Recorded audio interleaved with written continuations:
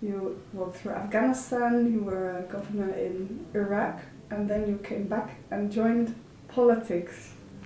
Why did you do that, based on your experience?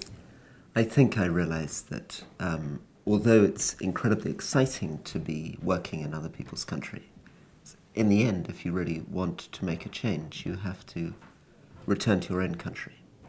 Particularly if, like me, you're interested in political change.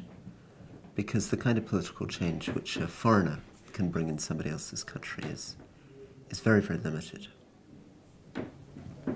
So, how do you expect that your role in politics will help change things for the better?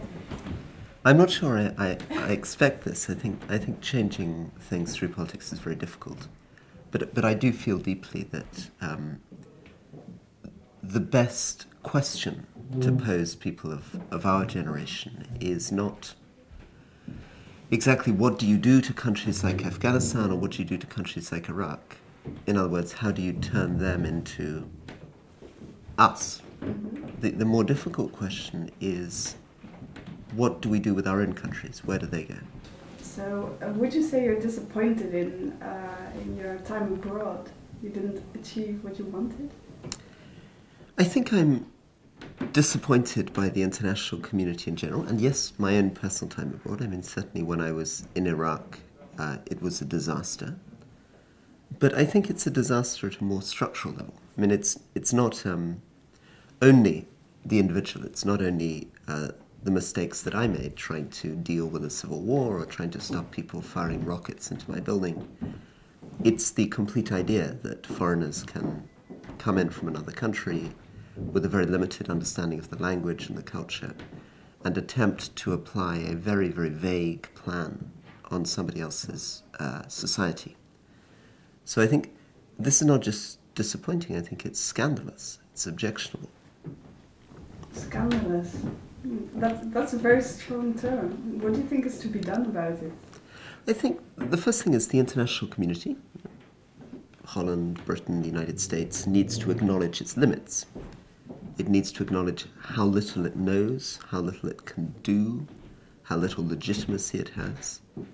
We need to be honest about ourselves. We need to be honest that we don't speak these people's languages very well, that we are isolated in compounds, that we don't spend nights in people's houses, that we don't have long-term commitment to these countries, that we're impatient on the one hand, and on the other hand we need to try to acknowledge that the local society has much more energy, much more power than we ever acknowledge, that we talk about these countries as though they're failed states, as though they're blank, whereas in fact there's incredible amount of local energy, institutions, practices.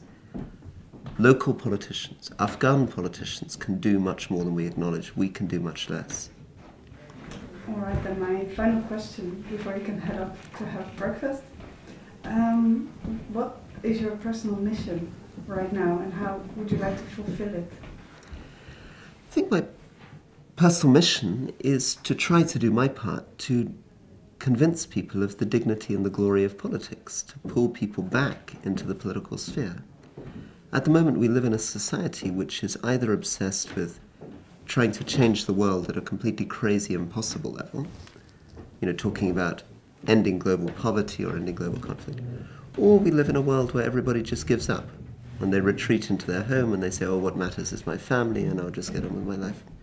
The complete middle ground, which is the ground of elected politics, of the citizen, has lost all its dignity. And in order to recreate it, it's not just a question of getting politicians to participate, it's a question of getting citizens to take this seriously again, to believe that there is moral value in the civic sphere. So we should have more belief in our politicians? We should have much more belief in the idea of politics. We should encourage the brightest of our generation not to be management consultants, but to stand for election at local councils. We should try to ensure that we create societies where people understand that we are political animals, that the political decisions are the most important, most virtuous parts of our lives, and that if we don't engage with those things, we create a world of unreality, that the politics is the most real part, potentially, of our lives.